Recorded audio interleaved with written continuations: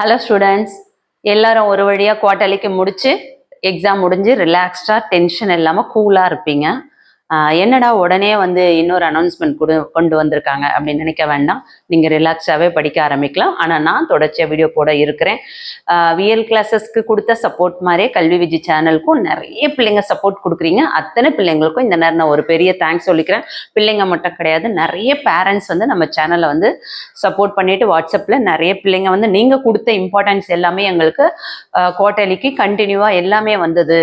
99% வந்தது, 80% வந்தது, 60% வந்தது, 40% வந்ததுன்னு சொல்லிட்டு கமெண்ட் பண்ணிகிட்டே இருக்கீங்க. வாட்ஸ்அப் சேனல்லையுமே வந்து சப்போர்ட் பண்ணிகிட்டே இருக்கீங்க. ஸோ இதுவரையும் சப்போர்ட் பண்ணுற எல்லாருக்குமே நான் ஒரு பெரிய தேங்க்ஸ் சொல்லிக்கிறேன். கல்விஜி சேனல் வந்து மானிட்டைசேஷன் ஸ்டார்ட் ஆகியிருக்கு. இப்போ தான் நாங்கள் அதை அப்லோட் பண்ணோம். இந்த ஒரு ரீசனுக்கு ஒரு மிகப்பெரிய காரணம் யார் அப்படின்னா நீங்கள் மட்டும்தான் காரணம். ஸோ தொடர்ச்சியாக இந்த மாதிரி சப்போர்ட் நிறைய கொடுப்பீங்க நான் நம்புகிறேன்.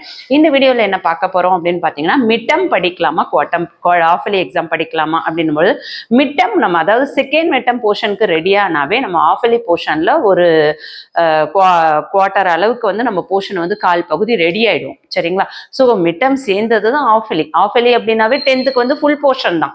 ஸோ ஃபுல் போர்ஷன் ஆல்ரெடி நீங்கள் ஃபர்ஸ்ட் மிட்டம்க்கு ரெடியாக இருக்கீங்க, குவார்ட்டர்லிக்கு ரெடி ஆகிட்டீங்க. இப்போ செகண்ட் மிட்டமும் நம்ம ரெடி ஆகிட்டோம்னா பேலன்ஸ் இருக்க போர்ஷன் தான் நம்ம படிக்கிற மாதிரி இருக்கும் ஆஃபலிக்கு. ஸோ நம்ம ஃபர்ஸ்ட் மிட்டம்க்கு ரெடி ஆகிட்டோம்னா ஆஃபலிக்கும் வந்து ஈஸியாக படிச்சிடலாம். ஸோ செகண்ட் மிட்டம்க்கான சிலபஸ் அதாவது போர்ஷன் என்ன அப்படின்றத பார்த்துட்டு ஒவ்வொரு சப்ஜெக்ட்டுக்கும் எப்படி 2 மார்க்ஸ் கேட்பாங்க, 5 மார்க்ஸ் கேட்பாங்க, என்ன பேட்டர்ன்ல எக்ஸாம் நடக்க இருக்குது அப்படின்ற வீடியோவை தெளிவாக பார்க்கலாம்.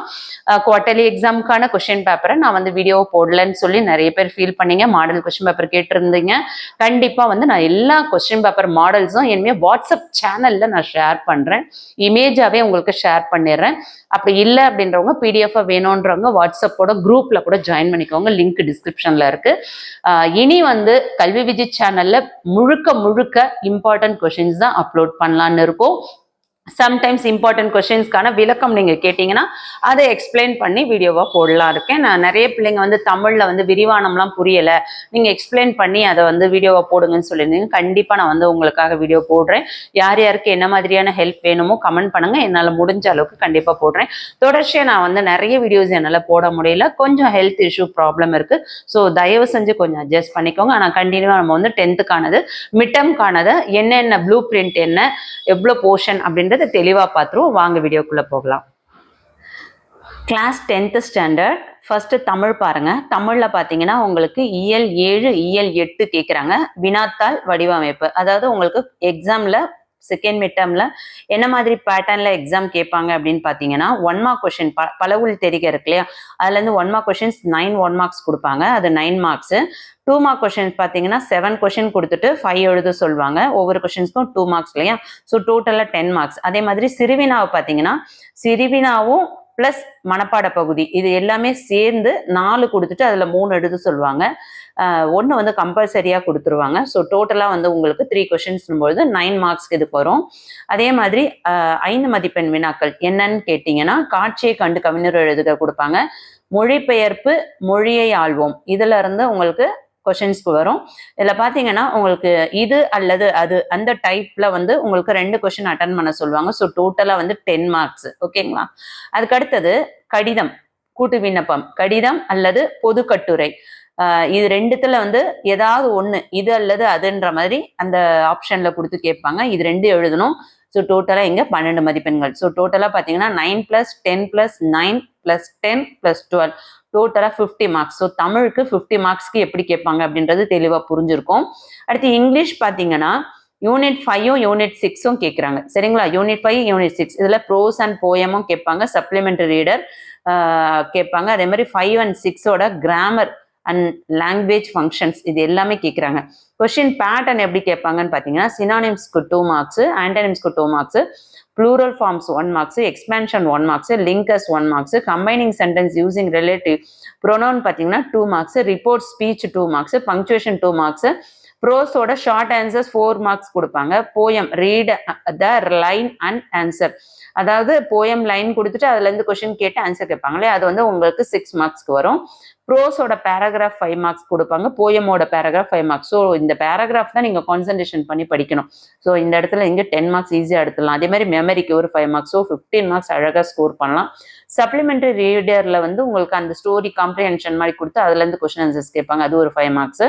அடுத்தது அட்வர்டைஸ்மெண்ட் ஒரு 5 marks, road map 2 marks. So டோட்டலாக பார்த்தீங்கன்னா உங்களுக்கு 50 மார்க்ஸ் வருது. சரிங்களா? இங்கிலீஷ்க்கு 50 மார்க்ஸ். நெக்ஸ்ட் மேக்ஸ் சிலபஸ் பார்த்தீங்கன்னா ஃபர்ஸ்ட் சிலபஸ் சொல்லிடுற அப்புறம் பேட்டர்ன் சொல்கிறேன்.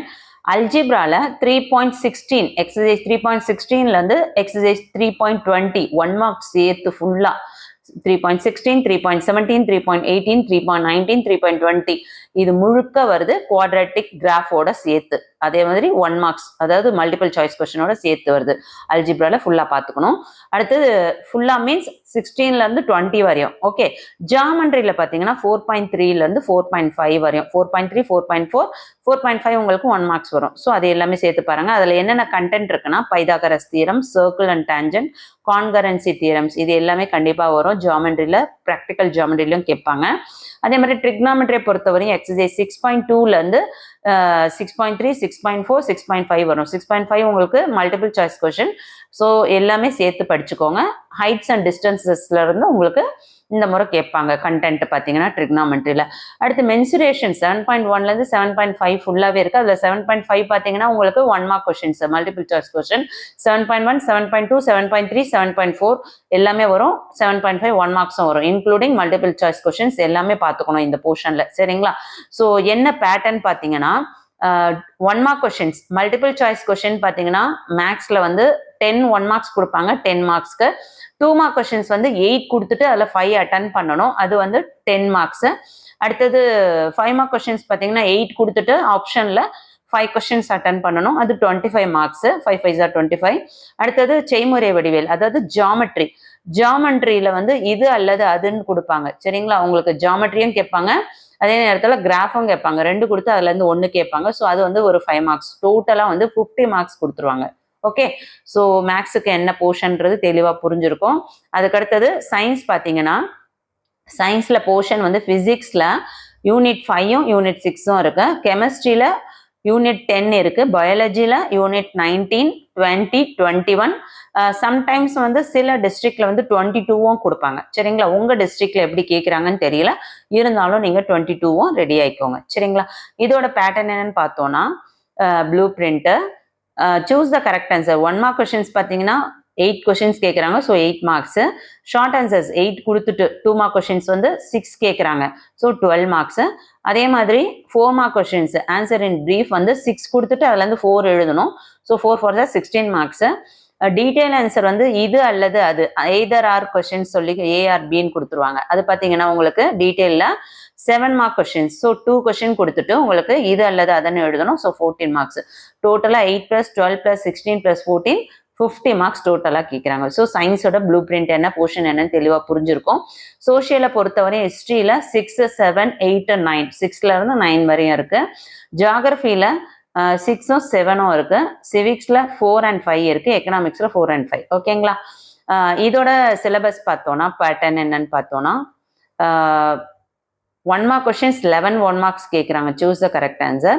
ஷார்ட் ஆன்சர்ஸ் பார்த்தீங்கன்னா 2 மார்க் கொஸ்டின்ஸ் வந்து 10 கொடுத்துட்டு 7 கேட்குறாங்க, அதுக்கு 14 மார்க்ஸ். டீட்டெயிலில் வந்து 7 கொடுத்துட்டு உங்களுக்கு 5 எழுத சொல்கிறாங்க. அதில் 1 வந்து ஃபில்அப்ஸ் கொடுத்துருவாங்க, மற்றதெல்லாம் டீட்டெயில் கொடுத்துருவாங்க, 1 வந்து டைம்லைன் கொடுத்துருவாங்க. ஸோ டோட்டலாக வந்து உங்களுக்கு 25 மார்க்ஸ்க்கு நீங்கள் 5 மார்க்ஸ் அழகாக அட்டன் பண்ணலாம். ஸோ சோஷியலை பொறுத்தவரையும் detail, fill in the blanks, timeline இதெல்லாம் பார்த்தீங்கன்னாவே அழகாக ஃபுல் மார்க்ஸ் ஸ்கோர் பண்ண முடியும். சரிங்களா? ஸோ டோட்டலாக 11 + 14 + 25 50 மார்க்ஸ். ஸோ சோஷியலுக்கு என்ன ப்ளூ பிரிண்ட்டு, சயின்ஸுக்கு, இங்கிலீஷ்க்கு, மேக்ஸுக்கு, தமிழுக்கு எல்லாமே உங்களுக்கு தெளிவாக புரிஞ்சிருக்கும். இந்த பிடிஎஃப் நான் உங்களுக்கு வாட்ஸ்அப் குரூப்பில் ஷேர் பண்ணுறேன்.